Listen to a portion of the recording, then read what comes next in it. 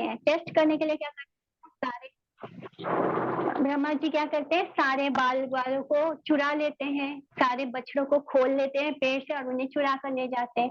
और कृष्ण उन्हें जंगल जंगल, one one, गुफाओं में, हर जगह, नदियों के किनारे, जितना भी ढूंढ सकते हैं, कृष्ण जगह जगह ढूंढ रहे हैं। और ये ब्रह्मा जी तो खुश हो रहे हैं कि ये भगवान कैसे हो सकता है, अगर भगवान होते तो ये जान लेते कि बछड़े कहाँ है, मैंने चुराया है, ये तो भगवान नहीं है।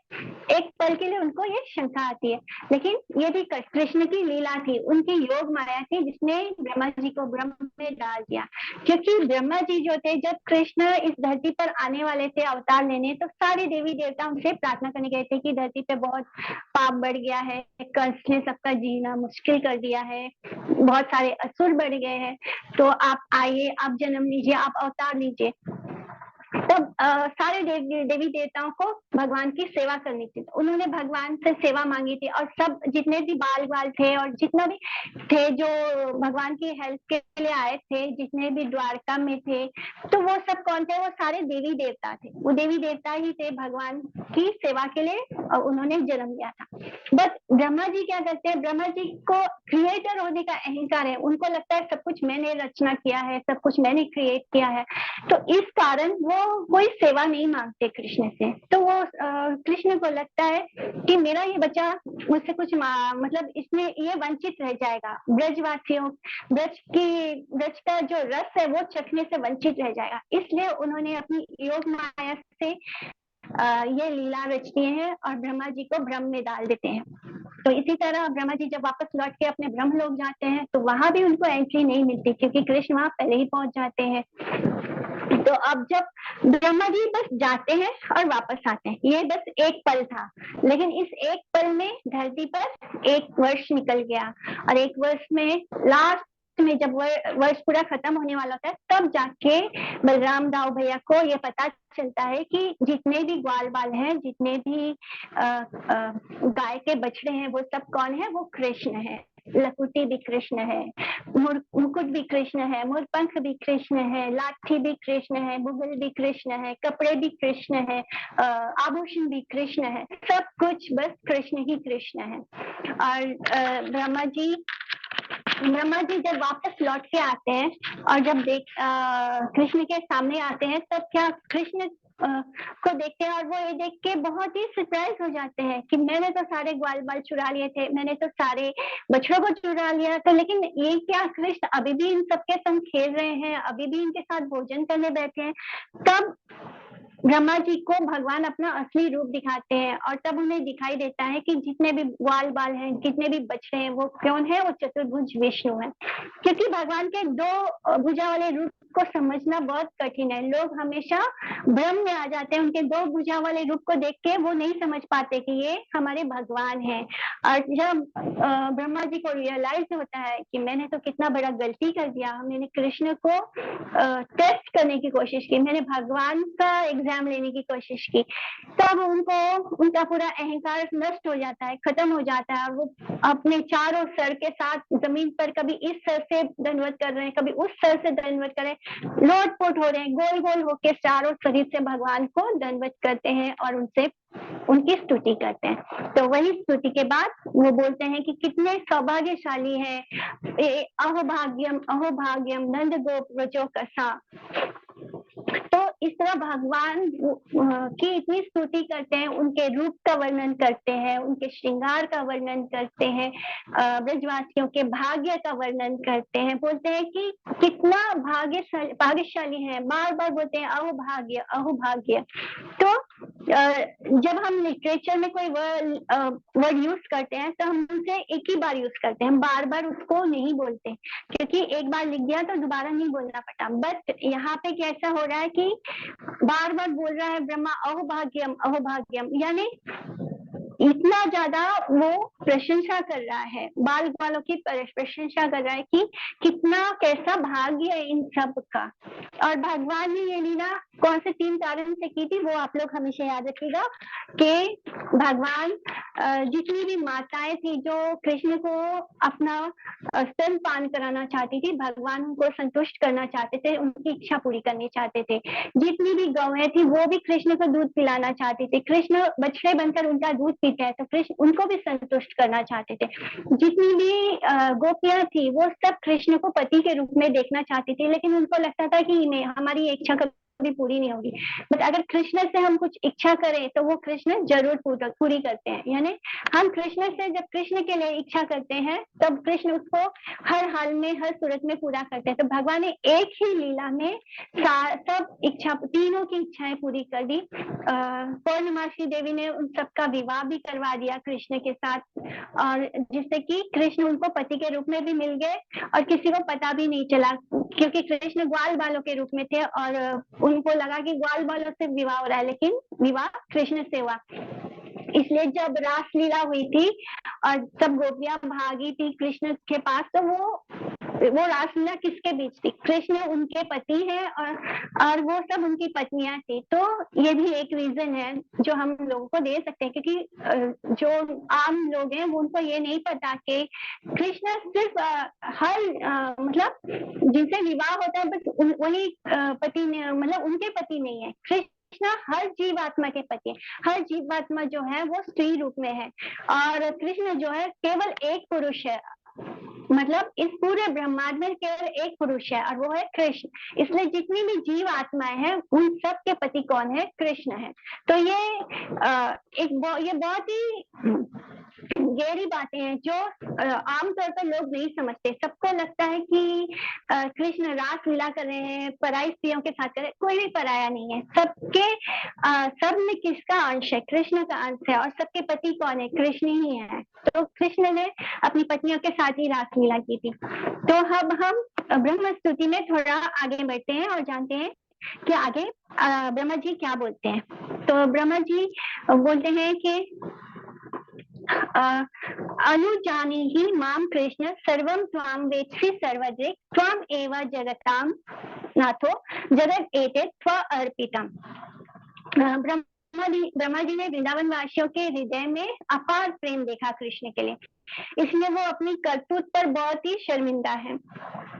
वो वहां रहना चाहते हैं, कृष्ण के निकट रहना चाहते हैं, बट इतने शर्मिंदा हैं कि अपने आप को इस लायक नहीं समझ रहे हैं और कहते हैं कि मुझे आप विदा दीजिए ताकि आप अपने मित्रों के साथ आनंद ले सकें।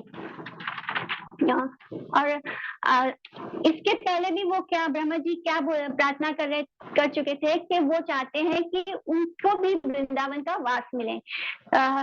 तद्भुरि भाग्यम इह जन किम अपि अतव्यम यद गोकुले अपि कतमांग्री गजोभिषेकम। यानी कैसा भाग्य है इन ब्रजवासियों का, मुझे बस इस वृंदावन में कोई गौ बना दो, लता बना दो, पता बना दो, घास बना दो, जिससे कि ये जो ब्रजवासी है, ये जो ऐसे सीधे साधे सरल ब्रजवासी है, ये जब मुझ पर चले तो उनकी जो चरणों की रज है वो मेरे को मुझ पर लगे, मैं उस रज में भीग जाऊं, यानी मैं उस रज से नहा लूं। इसलिए मुझे उस धरती पर घास बना दीजिए, ब्रजवासियों के चरण की धूलि मुझ पर पड़े।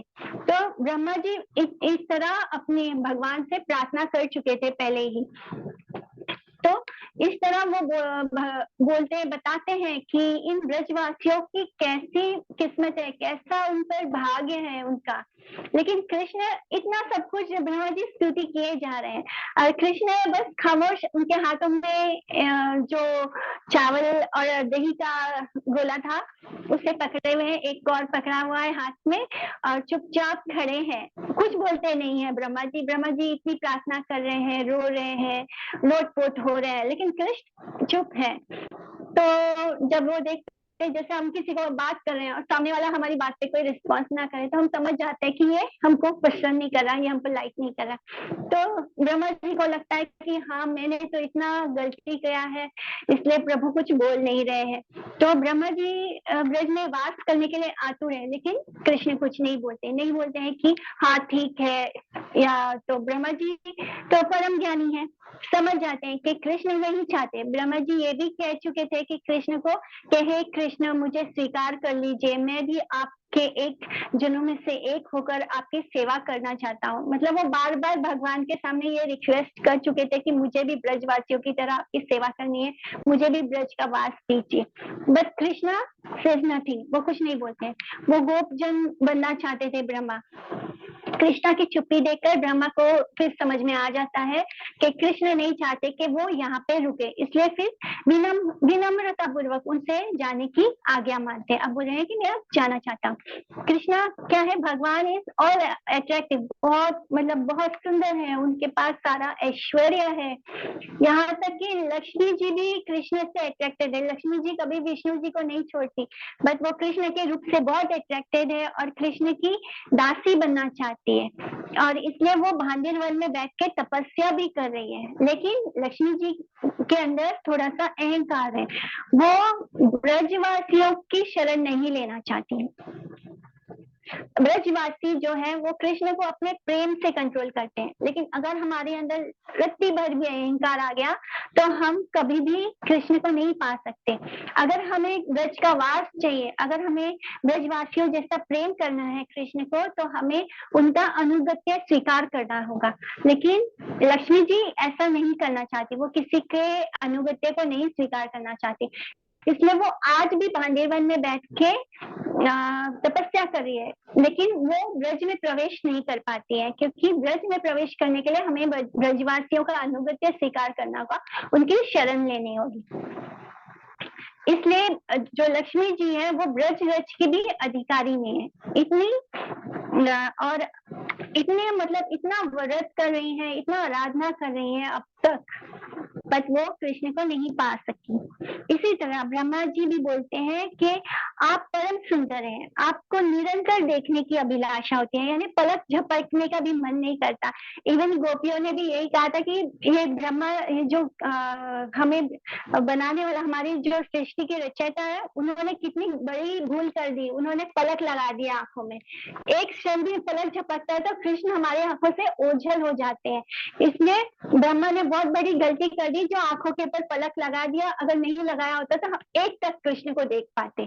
तो ब्रह्मा जी भी बोल रहे हैं कि निरंतर आपको देखने की अभिलाषा है, बट अभी मुझे विदा कीजिए, और आज्ञा मांगते हैं। और फिर भी देखते हैं कि कृष्ण अब तो कुछ बोलेंगे, अब तो मैंने जाने के लिए भी निवेदन कर दिया है, लेकिन कृष्ण क्या है, वो अपने हाथ में दही चावल का कवल लिए खड़े हैं, और वो बस 5 साल के बालक हैं उस वक्त, और सोच रहे हैं कि कब मैं अपने सखाओं के पास जाऊं, कब ये ब्रह्मा मेरे सामने से जाए और मैं अब जल्दी से अपने सखाओं के पास जाऊं और उनके साथ बैठ के भोजन करूं। और उनका सारा ध्यान कहाँ है, सखाओं पर, और उनको भोजन कराने पर। उनको लग रहा है 1 साल बीत गया है, मेरे सखा वहां भूखे प्यासे बैठे हैं, मैं कब यहाँ से निकलूं और अपने सखा के पास जाऊं। उन्होंने कुछ खाया भी नहीं है, जब से कृष्ण गौ को ढूंढने गए सखा वहीं बैठे हैं, क्योंकि योग माया ने उस मोमेंट को वहीं पे रोक दिया था। सखा जैसे ही कृष्ण उठते हैं, बोलते हैं कि मैं जाता हूँ, मैं सबको ढूंढ के लेकर आता हूँ, वो सारे ग्वाल बाल जो अपना भोजन कर रहे थे वो छोड़ के कृष्ण को एक टक देखने लगते हैं, और जो उनकी नजर कृष्ण पर होती है और वो एक टक लगातार उनको देख रहे हैं जाते हुए। और ब्रह्म माया, जो योग माया है, उसने उस समय को वहीं पे रोक दिया, इसलिए वो वहां पे रुके हुए हैं। जो ग्वाल बाल है वो वहीं पे उनके लिए वो समय वहीं पे रुक गया है, तो वो एक पल लगता है उनको। अब 1 साल बीत गया है, लेकिन उन ग्वाल बालों को इस बात का कोई एहसास नहीं, सब ऐसे ही बैठे हैं कृष्ण के इंतजार में, उन्हें नहीं पता कि 1 साल बीत गया है। तब ब्रह्मा समझ जाते हैं और फिर कृष्ण के 3 बार प्रदक्षिणा करते हैं, उनको दंडवत प्रणाम करते हैं, और फिर ब्रह्मा जी अपनी शक्ति से बछड़ों को प्रकट करते हैं, जिनको उन्होंने छुड़ाया था उन बछड़ों को प्रकट करते हैं, और तब कृष्ण ब्रह्मा जी से आज्ञा मांगते हैं कि मैं ले जाओ ना इन बछड़ों को। तो कृष्ण अभी बाल के रूप में है, छोटे से 5 साल के बालक हैं, तो अभी भी वो अपने आप को ऐसे नहीं बता रहे कि मैं भगवान हूँ। वो ब्रह्मा जी से परमिशन लेता है कि मैं ले जाऊं इन बछड़ों को। तो ब्रह्मा जी हाथ जोड़कर कहते हैं कि हाँ, आप इन बछड़ों को ले जाइए प्रभु, ये आपके ही तो है। और फिर भगवान सारे बछड़ों को लेकर उसी जगह पर यमुना के पुलीन पर आ जाते हैं जहाँ पे ग्वाल बाल बैठे हैं और जहाँ सखा भोजन करने बैठे हैं, और साल पहले और अब तक बैठे हैं, माने 1 साल बीत गया है और वो भोजन भी ताजा था। वो सब कृष्ण की प्रतीक्षा कर रहे हैं। योग माया के कारण बछड़े ये सोच रहे हैं कि बस आधा पल बीता है, आधा क्षण ही बीता है, जबकि पूरा 1 साल बीत गया है। उच्चा सुहृदा कृष्णम स्वागतम ते अतिरमहसा नायको अपि अभोजी कवल चिता साधु पूजिया था। जब भगवान को देखते हैं तो कहते हैं कि स्वागत है सखा, तुम तो इतने जल्दी आ गए, तुम्हें ज्यादा कष्ट भी नहीं हुआ, ज्यादा देर ढूंढना भी नहीं पड़ा। देखो तुम नहीं थे तो हम अब तक कुछ भी नहीं खाया। मतलब वो भी ऐसे उनको लग रहा है कि बस अभी गया कृष्ण और अभी आ गए। तो भगवान की योग माया से सबको कुछ पता ही नहीं चला कि क्या हुआ, यहाँ तक कि हम भी भगवान की माया के कारण सब कुछ भूल चुके हैं। इस संसार में आके हम लोग को भी कुछ पता नहीं है कि कृष्ण कौन है, हमारा कृष्ण के साथ क्या रिश्ता है। हम सब कहाँ है, देह बुद्धि में, यानी हम लेडर बैग कॉन्शियसनेस में। ये जो शरीर है, ये जो हमारे चमड़े का शरीर है, ये क्या है, ये लेडर बैग है, हम इसके कॉन्शियसनेस में है। हमें ये एहसास ही नहीं होता कि शरीर के अंदर जो आत्मा है वो हम है। और हम इस शरीर में आने के बाद क्या भोग रहे हैं, पंच क्लेश भोग रहे हैं। इसके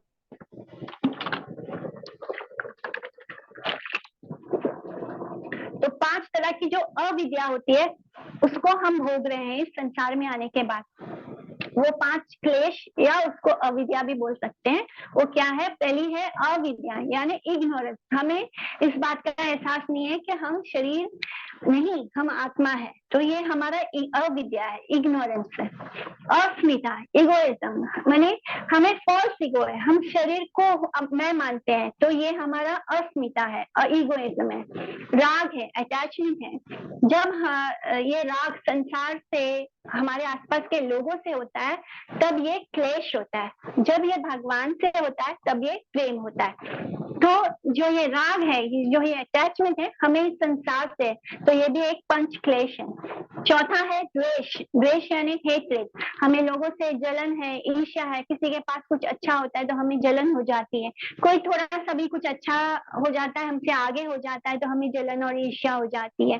तो ये जो द्वेष है हमें, और इसी से हमें लोगों से नफरत भी होने लगती है। तो ये है, चौथा है द्वेष। इस शरीर में आने के बाद ये सारी चीजें नेचुरली होती है। यहाँ तक कि हमने भगवान से भी द्वेष कर लिया तो फिर एक दूसरे से करने में कितना टाइम लगेगा। फिर अभिनी द्वेषा क्लेशा, अभिनी द्वेषा क्लेशा यानी फियर। इस दुनिया में आने के बाद सबसे ज्यादा हमें क्या चीज परेशान करती है, भय, फियर, अकेले होने का भय, कुछ भी बुरा होने का भय, यानी सबसे ज्यादा हमें डर लगता है इस संसार में आने के बाद, बिकॉज हम कृष्ण से कट गए हैं। इन ग्वाल बालों को हमने देखा, उनके अंदर अजगर के मुंह में घुसने में भी कोई भय नहीं था, लेकिन क्योंकि वो कृष्ण के साथ थे। पर हम इस संसार में आने के बाद कृष्ण से दूर हैं, इसलिए हम हर समय डर और भय में जीते हैं। जैसे कोई व्यक्ति घोर निद्रा में सोता है, वो इस संसार की हर बात और हर रिश्ते को भूल जाता है, सपना देखने लगता है, उसमें जो नहीं वही समझने लगता है। इस प्रकट जगत में सब माया मोहित है, यानी हम सब माया मोहित है और हम कृष्ण को भूल गए हैं। यही हमारे दुखों का कारण है। हमारा दुख यहीं से शुरू होता है, क्योंकि जैसे हमें इस भौतिक शरीर प्राप्त होता है, हमारा कृष्ण के साथ संपर्क टूट जाता है, एकदम खत्म हो जाता है। हमें बिल्कुल याद नहीं रहता है कि कृष्ण हमारे हैं और हम कृष्ण के। हमें हमेशा ये बात याद रखनी चाहिए कि वी बिलोंग टू कृष्ण, हम कृष्ण को बिलोंग करते हैं। तो हम कृष्ण को भूल गए हैं, यही हमारे दुखों का कारण है। जब तक आत्मा तत्व ज्ञान नहीं होता, जब तक हम ये नहीं मानते कि हम शरीर नहीं है, हम आत्मा है, हम अंधकार में हैं, जब कृष्ण को जान लेते हैं तब हम सब कुछ जान लेते हैं। एक पहला स्टेप यही होता है, जिसमें हमने जब ये कोर्स स्टार्ट किया था तो हमारा पहला क्लास ही यही था कि मैं कौन हूँ। जब तक हम खुद को आत्मा नहीं मानेंगे, हमारा कृष्ण के साथ संबंध कैसे जुड़ेगा और कैसे रियलाइज करेंगे कि हमारा संबंध कृष्ण के साथ है। तो ये अहंकार जो हमें शरीर को लेकर है, वो शरीर को लेकर नहीं होना चाहिए। हमें अहंकार चाहिए, लेकिन शरीर का नहीं। ट्रू अहंकार, रियल अहंकार ये है कि हम आत्मा है, हम कृष्ण के नित्य दास हैं और हमें कृष्ण के पास जाना है और उनकी सेवा करनी है। तो इस तरह बछड़े भी भूल गए हैं और 1 साल को हाफ सेकंड समझ रहे हैं और समझ रहे हैं। इसी तरह हम भी अनादिकाल से कृष्ण को भूले हुए हैं और ये समझ रहे हैं कि हम ये शरीर है और ये संसार ही हमारा है, हमारे शरीर से जुड़े रिश्ते ही हमारे हैं, हम इसी को सब कुछ मांगे, हम ब्रह्म में हैं, मैं ही भगवान हूँ। कि हम मतलब मोस्ट ऑफ द टाइम हम यही देखते हैं कि अब किसको पता कि मरने के बाद क्या होगा, इसलिए हम खुद ही भगवान है, हम खुद ही अपनी किस्मत लिख सकते हैं, ऐसे बड़ी बड़ी मोटिवेशनल बातें करते हैं।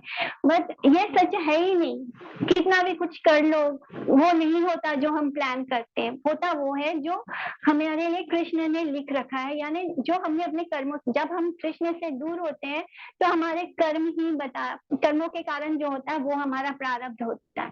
लेकिन जैसे ही हम कृष्ण से जुड़ जाते हैं, जैसे ही हम हरि नाम करना शुरू कर देते हैं, उस वक्त से हमारे कर्म बंधन टूट जाते हैं, रुक जाता है और वो उसके बाद जो कुछ भी डिसाइड करते हैं वो कृष्ण डिसाइड करते हैं। तो हमारी जो प्लानिंग वगैरह जो भी होती है वो सब कुछ काम की नहीं है। हम लोग कुछ भी कर ले वो हमारी मर्जी से नहीं होने वाला। भले हम किसी मोटिवेशनल स्पीकर्स को सुन लें, वो बोलेंगे कि हम खुद अपनी किस्मत को लिखने वाले हैं, या बड़ी बड़ी बातें करते हैं वो लोग, जैसे हम खुद ही भगवान, और मानते भी हैं कुछ लोग मैं ही ब्रह्म हूँ, मैं ही भगवान हूँ, मेरे पास सब पावर है, ऐसे ऐसे बोलते हैं। तो ये सब झूठ है और ये माया का जबरदस्त पकड़ है, क्योंकि माया ही हमको ऐसे मोह में डाल देती है कि हम अपने आप को ही सब कुछ समझ लेते हैं। एक पल में वो हमें ऊपर उठा देगी तो हम खुद को ही भगवान समझने लगते हैं। हम सोचते हैं ये सब मैंने कमाया, ये इतना सारा धन मैंने मेहनत से कमाया। मेहनत कभी ध्यान से बैठ के देखो, मेहनत वो सड़क का मजदूर भी करता है जो पत्थर तोड़ता है, या जो मजदूर होते हैं वो काम करते हैं, वो तो हमसे कहीं ज्यादा मेहनत करते हैं, फिर क्यों उनको पास पैसे नहीं आते। ये बुद्धि से सोचने की जरूरत है। तो हम अपने आप को सब कुछ समझते हैं, बस ये नहीं जानते हैं कि हम बस कृष्ण के दास हैं और कोई हमारी आइडेंटिटी नहीं है। श्रील प्रभुपाद कहते हैं कि if you don't serve God you will serve dog. Obviously ज्यादातर लोग कुत्तों को ही सर्व कर रहे हैं, कुत्ते उनको चलाते हैं। कुत्ता शीला प्रभुपाद ये एग्जांपल हमेशा देते थे कि जब लोग कुत्ते पालते हैं तो कुत्ता आगे आगे दौड़ता है, लोग उसके पीछे भागते, कुत्ता उनको रूल कर रहा होता है। तो अगर हम कृष्ण को सर्व नहीं करेंगे तो हम डॉग को सर्व करेंगे। तो मोस्ट ऑफ द इंडियंस अब कुत्तों को रखने लगे हैं घर में और उनको ही सर्व कर रहे हैं। तो so we have to make Krishna happy, ये हमारा लाइफ का गोल होना चाहिए। सुखदेव गोस्वामी कहते हैं कि जीव क्या है, और जीव क्या क्या नहीं भूल जाता। इस संसार में आके जीव को कुछ भी याद नहीं रहता है कि उसका वो कैसा था और अब यहाँ कैसा जी रहा है। ये तो बस 1 साल की बात है, बस हाफ मोमेंट लग रहा है उनको 1 साल। लेकिन हम लोग तो ऐसे भूले हैं कृष्ण को कि बार बार कृष्ण के बारे में कोई बोलता है तो थोड़ी देर के लिए लगता है कि हाँ हमारा कृष्ण के साथ संबंध है, लेकिन जैसे ही हम फिर से उस मटेरियल लाइफ में जाते हैं तो हम कृष्ण को फिर से भूल जाते हैं। तो हम तो रोज ही कृष्ण को भूल रहे हैं। तो इस तरह परीक्षित महाराज ये सब सुनकर बहुत ही सरप्राइज थे। परीक्षित महाराज जब ये जानते हैं कि ग्वाल वाले इसको बस हाफ मोमेंट समझ रहे हैं, इसलिए हमें श्रीमद् भागवतम पढ़ना चाहिए, क्योंकि वैदिक ग्रंथों को पका हुआ फल कहा गया है। श्रीमद् भागवतम को जो पेड़ का पका हुआ फल कहा गया है। श्रीमद् भागवतम इसको पढ़ने के बाद कुछ और ग्रंथ पढ़ने की हमें जरूरत ही नहीं पड़ती। माया मोहित जीव को भगवान की याद नहीं आती है, इसलिए भगवान ने वेद पुराण और ग्रंथों की रचना की है, इसलिए हमें पढ़ना चाहिए। और जो पढ़ने से नहीं समझ सकते तो उन्हें बार बार सुनना चाहिए। बट जो सुनने से भी नहीं समझ पाते तो एटलीस्ट उनको महामंत्र जप करना चाहिए, हरे कृष्णा कृष्ण कृष्णा हरे हरे, हरे राम राम राम हरे हरे। आप कुछ और ना कर पाए तो भगवान का प्रसाद खाइए, प्रसाद खाना नहीं है, प्रसाद पाना चाहिए और महामंत्र का जप करना चाहिए। प्रसाद पाना बड़ा आसान है, जो भी बनाते हैं कृष्णा को ऑफर कीजिए और वही पाओ, तो वो गया। हम उससे अपने आप को कितना शुद्ध कर लेते हैं, हम सारे पापों से भी पंचसूना पाप से भी मुक्त हो जाते हैं। और महामंत्र चैंटिंग से हम अपने हृदय को भी क्लीन कर सकते हैं। तो जितना हो सके भागवतम पढ़िए, नहीं पढ़ सकते तो सुनिए, और नहीं सुन के भी ना समझ में आए तो हरि नाम जप कीजिए और भगवान जी का प्रसादम पाइए। फिर वेद रूपी वृक्ष का जो गलितम फल है ऊपर से नीचे आया है, यानी श्री सुखदेव गोस्वामी के थ्रू आया है। भागवतम कौन बोल रहा है? श्री सुखदेव गोस्वामी बोल रहे हैं। सुखदेव गोस्वामी कौन है? शुक है, शुक माने पैरट। वो है श्रीमती राधा रानी के सबसे क्लोज फेवरेट पैरट है सुखदेव जो गोस्वामी है। वो राधा रानी से बिछड़ के जब आते हैं तब वो सुखदेव गोस्वामी के रूप में आए हैं, और उनके मुख से जब हम भागवतम कथा उनके मुख से सुनाई जा रही है। तो वो कौन है? जब जो पैरट होता है, जो तोता होता है, जब वो किसी फल को चोंच मारता है या उसे चखता है तो वो फल मीठा हो जाता है, बहुत मीठा हो जाता है। तो इसी तरह श्रीमद् भागवतम में बहुत मीठा फल है, वेद रूपी वृक्ष का बहुत ही मीठा फल है, क्योंकि ये किसके मुख से निकल रहा है? सुखदेव गोस्वामी के मुख से, जो कि श्री राधा रानी का सबसे फेवरेट पैरट थे। और इसीलिए उन्होंने पूरे भागवतम में कहीं भी श्रीमती राधा रानी का जिक्र तक नहीं किया है, एक बार भी उन्होंने राधा नाम नहीं लिया। क्यों? क्योंकि जब कोई किसी से बहुत प्रेम करता है तो उसके लिए उसका नाम लेना भी उस यादों में खो जाता है कि उनके साथ मैंने जो पल बिताया उन पलों को याद आ जाता है। इसलिए वो उस डर से कभी कहीं भी राधा रानी का नाम नहीं लेते हैं। और क्योंकि वो जैसे ही राधा नाम से ही वो उस मेडिटेशन में चले जाते हैं, उस ट्रांस में चले जाते हैं, खो जाते हैं एकदम अपने, और वो उन पलों में खो जाते हैं। इसीलिए हम जो गौड़ीय परंपरा है, हम हरे कृष्णा महामंत्र में कहीं भी राधा नाम नहीं बोलते, हम इनडायरेक्टली राधा रानी को पुकारते हैं, क्योंकि राधा रानी को याद करने से हम महामंत्र भी नहीं जप कर पाएंगे, मतलब प्रेम का वो लेवल तक पहुंचना होता है हमें। इसलिए गौड़ीय परंपरा में हम राधे राधे नहीं बोलते, हम हरे कृष्णा बोलते हैं। तो हरे का मतलब राधा रानी है, यानी जो कृष्ण की शक्ति है। हम सुखदेव गोस्वामी को फॉलो कर रहे हैं, हम इनडायरेक्टली राधा रानी को पुकारते हैं, क्योंकि हम सब कौन है? राधा रानी के दास हैं। हम कृष्ण के भी दास नहीं है, हम राधा रानी के दास हैं। हमें राधा रानी की सेवा करनी है, और राधा रानी की दास ही बन के हमें कृष्ण का प्रेम प्राप्त होगा। तो इसलिए हम लोग कभी भी राधा रानी के लिए हम नाम जल्दी नहीं लेते, हम महामंत्र में भी हरे बोलते हैं, इनडायरेक्टली राधा रानी को पुकारते हैं। तो इसी तरह हमें श्रीमद् भागवतम पढ़ना है, और पढ़ना भी नहीं है, उसको पीना है, क्योंकि वो अमृत है। परम आसक्ति से पढ़ना है और सुनना चाहिए, बहुत प्रेम से, मतलब बहुत हमारे अंदर बहुत आतुरता, बहुत लालच होना चाहिए। पीबत भागवतम रसमयी, ऐसे सुखदेव गोस्वामी ने कहा है कि पीबत भागवतम रसमयी, इतना रसमयी है कि उसका रस पूरा पान कर लेना चाहिए, पी लेना चाहिए, जितना पी सको, सुनने से पहले उसे पी लो। कुछ भक्तों का कहना है कि श्रीमद् भागवतम के हर श्लोक में जितना रस है उतना और किसी में नहीं है, ये भक्तों का अनुभव है। शास्त्र तो इस बारे में कहते हैं, लेकिन जो एडवांस लेवल के जो भक्त हैं उन्होंने ऐसे कहा है कि इसका हर श्लोक कीमती है। जब तक भगवान को जानेंगे नहीं तब तक प्रेम कैसे होगा, इसलिए बार बार पढ़ना चाहिए। जब हम भागवतम पढ़ते हैं तब हम भगवान को जानना शुरू करते हैं, उनकी क्या उन्होंने खुद को कैसे विस्तार किया है। भागवतम में सब कुछ आता है कि इस सृष्टि की रचना कैसे हुई, भगवान ने कैसे इसको रचा है, हम सब किस तरह भगवान के अंश है, उनके शरीर से ही सब पूरा प्रकट होता है ब्रह्मांड। तो इसलिए जब तक हम सामने वाले व्यक्ति को जानेंगे नहीं तो उसको प्रेम कैसे कर पाएंगे। इसलिए हमें कृष्ण को जानना है तो भागवतम पढ़ना होगा। और उसका तरीका क्या है? श्रवणम कीर्तनम विष्णु स्मरणम बाद सेवनम। सबसे पहला वर्ड आता है वो है श्रवण, और उसके बाद आता है कीर्तन, और उसके बाद बाकी सब फॉलो होते हैं। 9 प्रकार की भक्ति के बाकी के सब चरण फॉलो होते हैं। तो सुनना इसलिए क्योंकि जीवात्मा सो गया है, भूल गया है कृष्ण को। जोर जोर से चिल्लाएंगे उसके कानों में जाके, तभी तो उसको याद आएगा कि मेरा कृष्ण के साथ रिश्ता क्या है। तो इसलिए श्रवणम इज सो इम्पोर्टेंट। श्री मध्य लीला का ये श्लोक है, शास्त्र गुरु आत्मा रूपे आपना एक जाना, कृष्ण मोरा प्रभु त्राता जीवेरा हया ज्ञाना।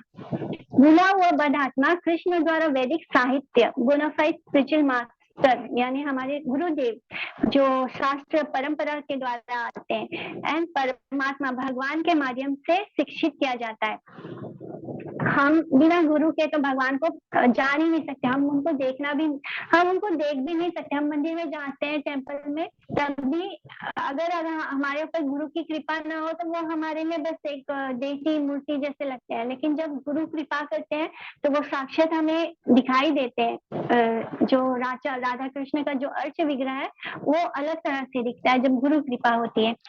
तो वो जान पाते हैं कि कृष्ण ही सुप्रीम पर्सनैलिटी है, भगवान है, वही हमारे स्वामी है और हमें माया मोहित होने बचा सकते हैं, माया से बाहर निकाल सकते हैं। इस तरह हम असली ज्ञान को प्राप्त कर मुक्ति को भी पा सकते हैं। कृष्ण हमारे दाता और रक्षक हैं, जगन्नाथ है, पालक है, पोषक है। तो ये हम पढ़ेंगे और सुनेंगे तभी तो जान पाएंगे। भगवान को जानना जरूरी है, तभी हम उनसे प्रेम कर पाएंगे।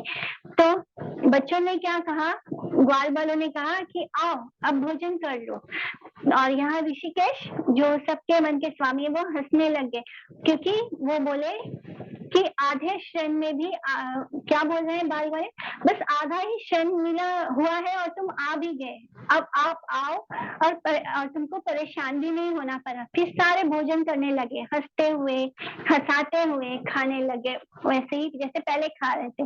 तो हमें ये शिक्षा दे रहे हैं कि भोजन हमेशा प्रसन्न होकर करना चाहिए, बिना क्रोध और दुख के खाना चाहिए। जो भी खाना हमारे सामने आता है वो हमारी किस्मत का होता है, जो हमारे किस्मत में जितना भोजन लिखा होगा उतना हमारे सामने आता है। कभी ठंडा आएगा, कभी हमारी पसंद का नहीं होगा, कभी नमक कम होगा, कभी मिर्च कम होगा। तो नॉर्मली क्या होता है, जरा सा हमारे भोजन में कुछ कमी होती है तो वहीं पे भड़क जाते हैं, हम कितना क्रोधित स्वभाव में आ जाते हैं, मतलब कितना झिकझिक करना शुरू कर देते हैं। तो जो हमारी किस्मत में लिखा है हमारे सामने वही भोजन प्रस्तुत होता है। तो इसलिए भगवान हमें समझा रहे कि भोजन जब भी करो तब बड़े शांत चित्त से करो, खुशी खुशी करो, जो भगवान ने दिया है उसे स्वीकार करो। बोलते हैं कि देखा ये बंदर कितना सहनशील है, हमारे पत्थर से नहीं ले रहा है। आसपास बड़े सारे बंदर भी थे, वो लोग भोजन कर रहे थे, लेकिन कोई भी बंदर आकर इन बच्चों को परेशान नहीं कर रहा था। फिर वो बोलकर बहुत जोर जोर से हंसते हैं। फिर मधुमंगल बोलता है कृष्ण को, जिसके मुंह से भगवान ने छाछ पिया था उगल के, तो वो कृष्ण को बोलता है मैं ब्राह्मण हूँ और तुमने अपना झूठा मेरे पत्तल में रख दिया। कृष्ण को बोल रहा है मधुमंगल, क्यों डाला तुमने ये झूठा मेरे पत्तल पे, मुझे अब स्नान करना पड़ेगा क्योंकि मैं तो ब्राह्मण हूँ। तो कृष्ण बोलते हैं हाँ जाओ जाओ कर लो स्नान, इसी तरह में तुम जितनी बार भी स्नान करके आओगे मैं उतनी बार तुम्हारे पत्तल में झूठा भोजन रख दूंगा, मैं भी देखता हूँ तुम कितनी बार स्नान करोगे। फिर किसी शाखा के पत्तल में अपना भोजन डाल देते हैं, फिर जब उसका ध्यान बता देते हैं या किसी की पत्तल से उठा लेते हैं, मतलब ये सब उनका चल रहा था आपस में, या फिर किसी के पकोड़े के अंदर मिर्च घुसा देते हैं और उसको खिला देते हैं और फिर मजा लेते हैं उसका। फिर ऐसा भी लिखा है कि कोई सखा घर कुछ लड्डू या लाता है और कहता है कि सबको ऐसा स्वादिष्ट लड्डू कभी किसी ने नहीं खाया होगा, और फिर बोलता है कि मैं किसी को नहीं दूंगा और अपने मुंह में डाल लेता है। और कृष्ण क्या करते हैं, फिर उसके मुंह से निकाल कर अपने मुंह में डाल लेते हैं। तो लेकिन कृष्णा उसी पल उसका मुख पकड़ कर अपने मुंह से लड्डू खा लेते हैं। तो ये हमारे कृष्ण है। फिर सब बोलते हैं कि सुबह से घर से निकले हैं, फिर अजगर के मुख में भी हमें जाना पड़ा, चलो अब घर चलते हैं, हम बहुत थक गए। तो कृष्ण बोलते हैं हाँ चलो, अजगर की चमड़ी देखते हुए चलेंगे, यानी जहाँ पे अजगर को मारा था उसकी चमड़ी वहां पड़ी होगी, तो उसको हम लोग चलो एक बार उसको देखते हुए चलेंगे। तो कृष्ण ऐसा क्यों बोल रहे हैं, ताकि वो घर जाकर इसकी चर्चा करें, पूरे 1 साल बाद वो अजगर के मरने की चर्चा करेंगे।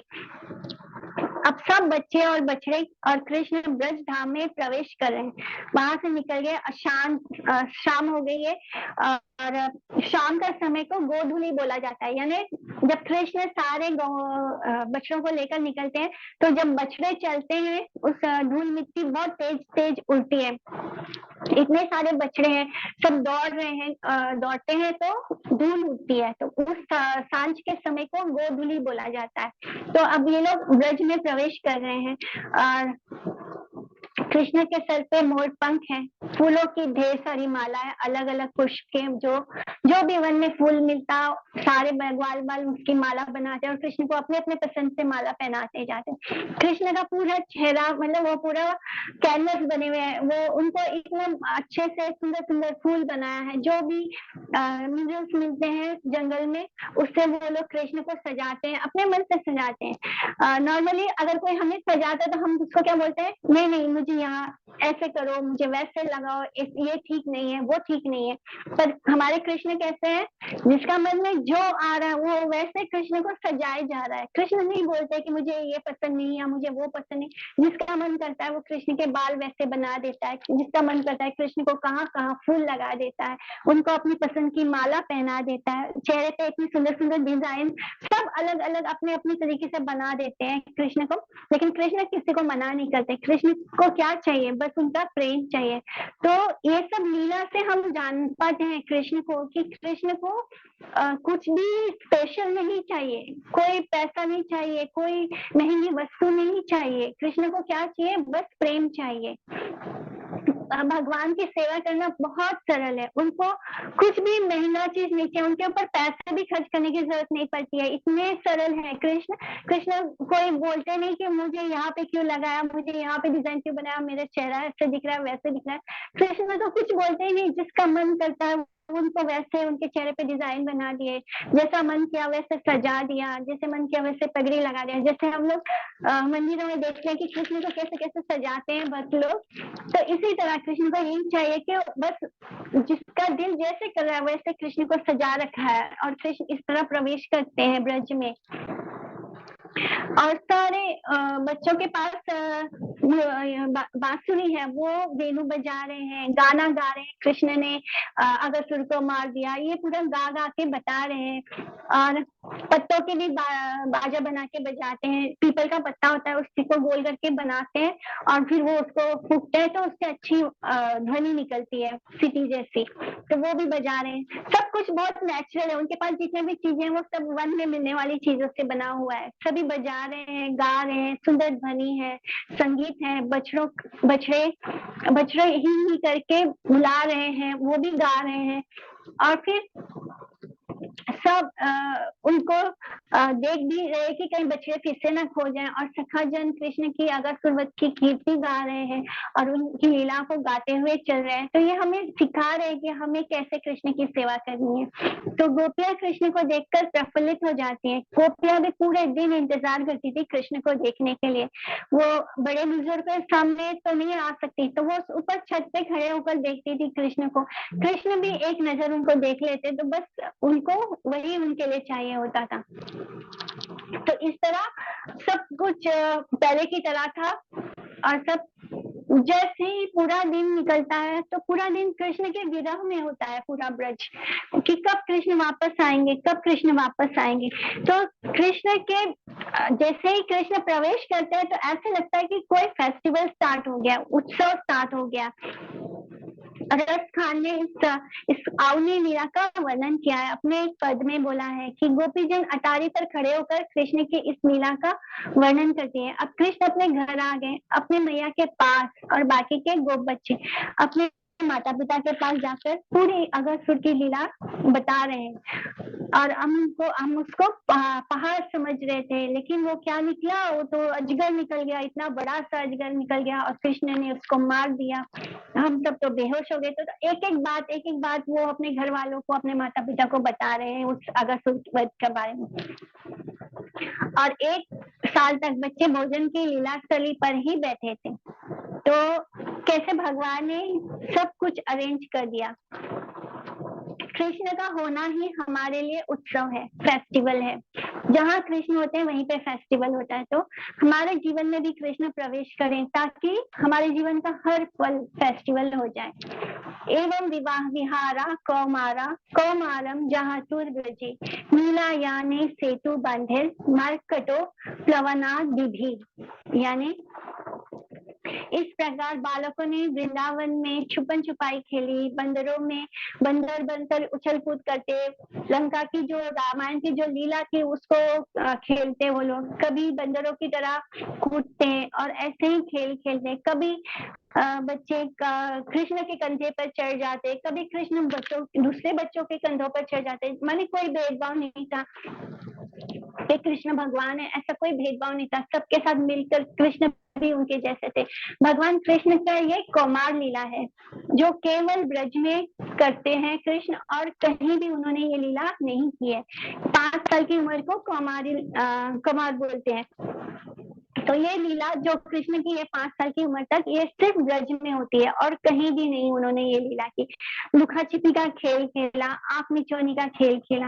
आंख मिचौनी को यहाँ पे संस्कृत में लीला या नहीं बोला गया है। सेतु बंद करते हैं यानी वो रामायण की लीला करते हैं, 800 माइल लंबा, 100 माइल चौड़ा। ये बच्चों ने क्या किया, राम जी की लीलाओं को अपने गुरुजनों से जो सुनते थे उसको ही फिर वो खेलते थे और नकल करते थे। बड़ी बड़ी जो लकड़ी होती है, पेड़ का जो तना होता है बड़ा बड़ा, उसको लाकर सरोवर पर रख देते, तालाब पर रख देते और फिर उसको पे राम राम राम राम लिखते और फिर उसको पार करते, फिर खुद ही बंदर बन जाते, फिर खुद ही हनुमान जी बन जाते। तो इस तरह भगवान ने बहुत सुंदर सुंदर लीला की है, बहुत सरल, जो अगर इतना सुख दिया उन्होंने ब्रजवासियों को, इतना सुख दिया, उनका हर पल फेस्टिवल बन गया, हर पल उत्सव बन गया। कृष्ण के बिना एक एक दिन, एक बस कृष्ण सुबह जाते और शाम को आते, लेकिन उनके लिए वो पल भी काटना मुश्किल हो जाता। जो ब्रज की गोपियां थी उनके लिए वो पल मुश्किल हो जाता, उनके विरह में मुश्किल हो जाता। हम इतने सालों से कृष्ण से दूर है लेकिन हमें एक पल भी उनका विरह नहीं होता, और ये लोगों को बस सुबह और शाम के बीच में ही इतना विरह होता कि उनको लगता है कि कैसे कब कृष्ण आएंगे, कब कृष्ण आएंगे। तो ये उनका प्रेम है जहाँ पर जो हमको होना चाहिए, जहाँ हमें पाना है, यानी ये हमारा गोल है कि हमें भी कृष्ण से ऐसा प्रेम हो, और उसके लिए हमें राधा रानी का अनुगत्य करना है, राधा रानी को फॉलो करना है, उनकी दासी बनना है। तो ऐसे ही सब लीलाएं करते थे, सारे बच्चे हंसते खेलते थे। तो हमें भी स्पिरिचुअल लाइफ में ही सबसे ज्यादा आनंद मिलेगा। हमारे बच्चों को भी ऐसा ही बचपन मिलना चाहिए जिसमें कृष्ण हो, और कृष्ण और जो भी खेल हो वो सब कृष्ण की लीला और कथाओं पर आधारित हो। तब हम रियली में क्या हो जाएंगे, कृष्ण कॉन्शियस लाइफ को जिएंगे। हरे कृष्णा। तो आज हम अपना ये ब्रह्म स्तुति का क्लास यहाँ पे खत्म करते हैं। किसी को क्वेश्चन है तो पूछ सकते हैं। हरे कृष्णा।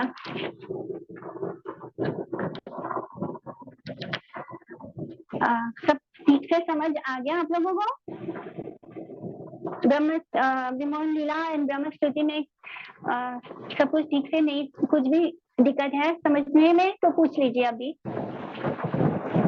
नहीं तो हम इसको यहाँ पे एंड करते हैं। इट्स ओके ना, हम एंड करते हैं क्लास को अभी। वांछा कल्पतरुभ्यश्च कृपा सिंधुभ्यश्च पतितानां पावनेभ्यो वैष्णवेभ्यो नमो नमः। आप सबको मेरा दंडवत प्रणाम। कृष्ण माता जी, क्वेश्चन आपने ये जड़ अभिमान बताया, वो बॉडी में कंसेप्ट में कैसे जाएगा? हम इतना क्लासेस सुनते हैं फिर भी हमारा बॉडी में कंसेप्शन जा नहीं पाता, वो कैसे? वो चैंटिंग से जाएगा। किसने पूछा मुझे क्वेश्चन? लवीना।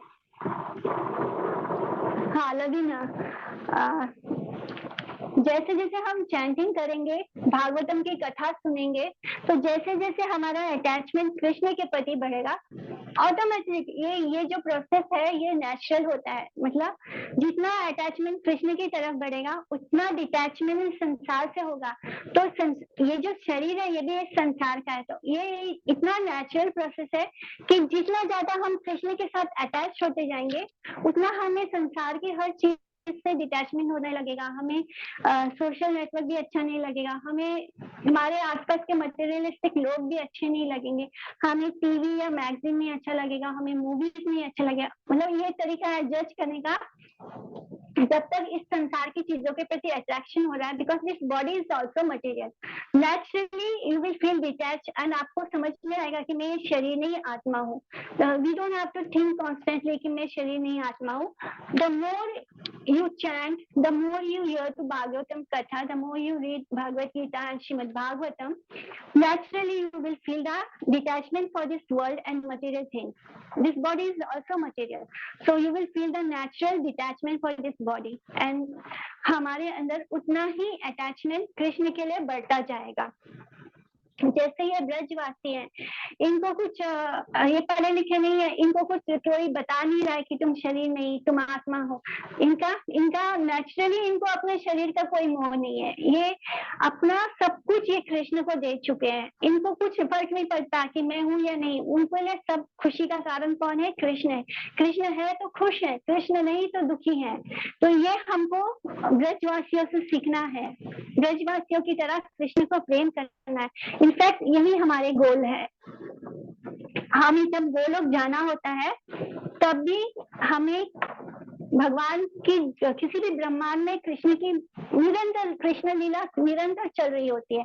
जैसे इस धरती पे लीला खत्म होगी, कृष्ण दूसरे ब्रह्मांड में लीला करने निकल जाएंगे। तो जब हमारा गोलोक जाने का समय होता है तब लास्ट बर्थ हमें वहां लेना है जहाँ पे कोई ब्रजवासी के से हमें जन्म मिलेगा, हम कृष्ण की ब्रज लीला का हिस्सा बनेंगे और उसके बाद हम गोलोक में जाएंगे। तो हमें हमारा भाव उन ब्रजवासियों की तरह होना है। जब तक हम ब्रजवासियों का भाव नहीं लाते, जिस तरह ब्रजवासियों के लिए कृष्ण ही सब कुछ है और कोई चीज का उनके लिए मतलब नहीं है, तो नेचुरली उनको शरीर का डिटैचमेंट हो गया है। तो ऐसे ही हमें कृष्ण के प्रति अटैच होने से ही डिटैचमेंट होगा। और अगर हम कुछ पढ़ नहीं पा रहे तो हमें चैंटिंग करना है और भगवान का प्रसादम तो जरूर लेना है। तो ये दो चीजें हमें अंदर से क्लीन करेगी। Is that clear Lavina? Hare Krishna. Yes, thank you, Mata. Hare Krishna. Thank you for the Hare Krishna. Thank you. Hare Krishna.